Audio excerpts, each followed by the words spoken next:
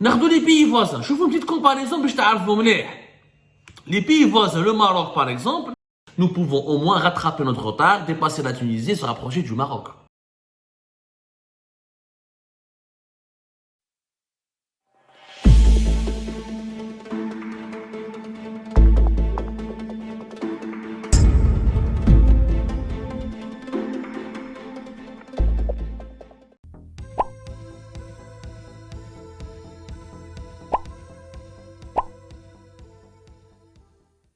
Quels sont les symboles du développement d'un pays?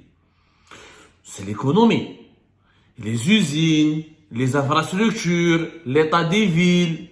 Mais il y a quand même une institution, ou une entité, un organisme qui est important. Yani chacun ne peut ne pas le remarquer. C'est les banques. Quand on est dans un pays, on est forcément obligé de traiter avec des banques. Ou il faut ouvrir un compte bancaire dans ce pays quand on a envie de vivre dans ce pays, ou il faut aller faire du change pour prendre la monnaie de ce pays, utiliser des devises pour faire du tourisme, ou faire des affaires, il faut passer par les banques. La banque, est à l'origine de tout le fonctionnement d'une économie. Que ce soit une économie mondiale, ou là une économie nationale, ou là une économie régionale qui regroupe plusieurs pays. La banque, elle est inévitable. C'est l'institution économique numéro un. Yani que dans un pays, on peut mesurer le niveau de développement de ce pays, ou là son niveau de prospérité, ou là la qualité de vie de ce pays, ou là son dynamisme, à travers son secteur bancaire. Qui chauffe les banques تاع البلاد هذه كيفاش يخدموا? Est-ce qu'elles sont connues, pas connues? Est-ce qu'elles sont accueillantes? Est-ce que c'est facile d'ouvrir un compte bancaire? Est-ce qu'il y a le paiement en ligne? Est-ce qu'on peut avoir une carte de paiement Visa plus rapidement? En fait, les prestations bancaires nous renseignent sur la situation et le niveau de développement d'un pays. Justement, le sujet, on ne s'intéresse pas beaucoup à ce sujet. Mais malheureusement, c'est un problème énorme. Est-ce que vous savez que nous n'avons pas assez de banques? Déjà, nos banques sont archaïques, arriérées et nous sommes dominés par le secteur bancaire étatique. Mais nous n'avons même pas beaucoup de banques. À l'époque, on peut aller jusqu'à la fin de l'année 2022, c'est pas moi qui le dis, c'est la Banque d'Algérie, donc c'est la Banque centrale algérienne. Nous avons jusqu'à la fin de l'année 2022 1725 agences bancaires dans un pays de 46 millions d'habitants. C'est le pays le plus vaste géographiquement du continent africain. C'est l'un des pays pivots de la région, pétrolier, gazier, avec quand même un potentiel énorme.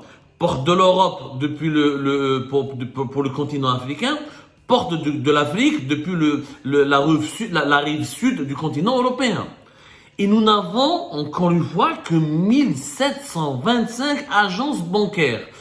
Nous avons un taux de bancarisation, on parle de bancarisation, c'est-à-dire il y a deux concepts, la densité bancaire, le nombre d'agences bancaires ou là de guichets par habitant, par le nombre d'habitants, ou là de bancarisation, c'est-à-dire quel est le nombre, combien de personnes dans un pays, ou le pourcentage de la population d'un pays déterminé, d'un pays donné, qui a accès à des banques ou là à des services bancaires. Nous avons l'une des bancarisations les plus faibles et les plus dérisoires du monde. Un pays de 46 millions d'habitants, 1725 agences bancaires, c'est anormal. Nardou les pays voisins. Je vous fais une petite comparaison, mais je t'arrive les pays voisins, le Maroc par exemple, jusqu'à la fin de l'année 2022, ils ont 5914 agences bancaires. Au Maroc, 9914 agences bancaires au Maroc, 1700 et quelques agences bancaires en Algérie. Cherchez l'erreur. Cherchez l'erreur. Le nombre d'agences bancaires en Tunisie, 1905. La Tunisie, c'est 12 millions d'habitants et quelques. Ce n'est pas les 46 millions d'habitants en Algérie. Le Maroc, c'est 37 millions d'habitants et quelques.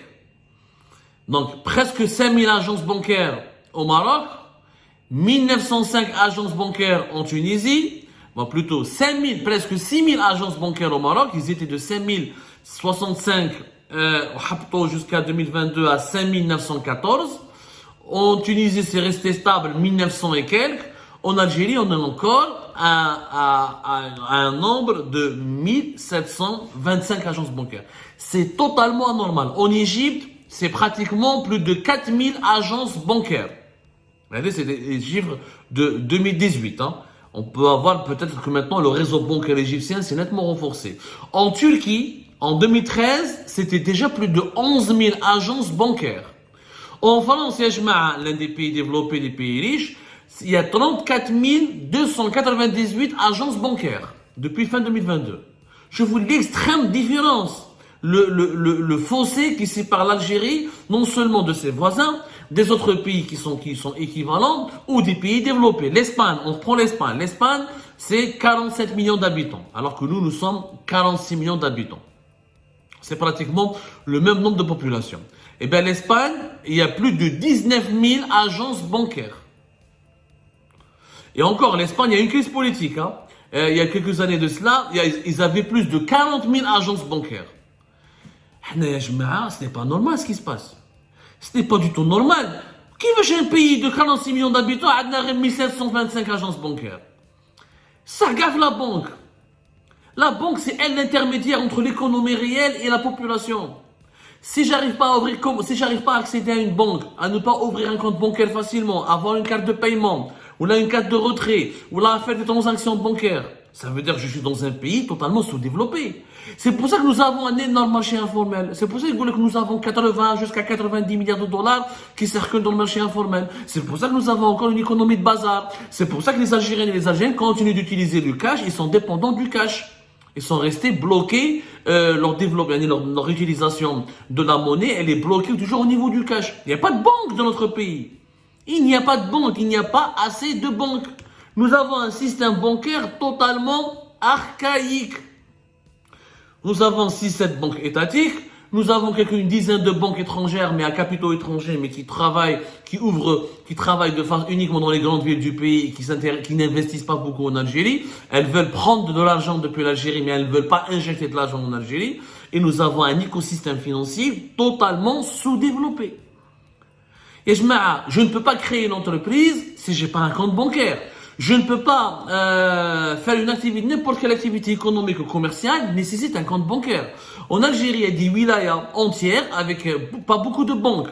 C'est pour ça que quand il y a eu une crise du cash en 2020, en 2021, à la conséquence de la pandémie de la Covid-19, les queues pour trouver du cash, on a fait des chaînes et des queues de plusieurs centaines de mètres. Parce qu'il n'y a pas assez d'agences bancaires. Et ce n'est pas normal. Ouais, c'est l'un des symboles du sous-développement de notre pays. On a une économie de bazar. Une économie de bazar dans une république bananière, couscoussière. C'est la situation d'un bled. Mais je ne mets pas des banques. Un pays aussi vaste que l'Algérie. Le problème dans l'Algérie, c'est que, contrairement au Maroc par exemple, ou à la Tunisie, nous n'avons pas la banque postale. Nous avons un réseau le plus dense en Algérie, c'est les bureaux de poste. Malheureusement, les bureaux de poste maintenant n'ont pas la poste. Il y a un projet qui date depuis 2004-2005. On en parle. Nous avons plus de 3000 bureaux de poste en Algérie, mais on n'a jamais pu réussir la transformation de la poste en une véritable banque. Alors, c'est ce qu'on devrait faire. C'est ce qu'on devrait faire, Yajma. Puisque la poste, c'est finalement l'établissement financier le plus proche des Algériennes et des Algériens. Avec plus de 3000, on parle même de 3800 et quelques. Pourquoi ne pas faire la banque postale? Dire la banque postale, c'est pas normal. Avec 1700 et quelques agences bancaires, il y a un faible taux de banque. Nous avons une banque pour 27 000 habitants. Même dans les pays de l'Afrique subsaharienne, ils ont plus de banques, un meilleur taux de bancarisation, une plus grande densité bancaire. C'est un élément important. Encore une fois, il ne peut y avoir d'activité économique ou financière sans augmenter la densité bancaire. C'est la banque qui joue un rôle important entre les citoyens, l'État, le trésor public, les services fiscaux et l'activité économique réelle. Nous avons plus exactement 3823 bureaux de poste. Si on transforme Algérie Poste en une banque, elle devient une banque postale, nous aurons 3823 agences bancaires et nous avons plus les 1720 des banques classiques. Nous pouvons au moins rattraper notre retard, dépasser la Tunisie et se rapprocher du Maroc. Mais il faut que la Poste devienne une banque. C'est-à-dire qu'elle puisse donner des crédits. C'est quoi la différence entre un établissement financier et une banque? Pour le moment, la Poste fait le rôle d'un établissement financier. C'est qu'elle ne peut pas donner des crédits.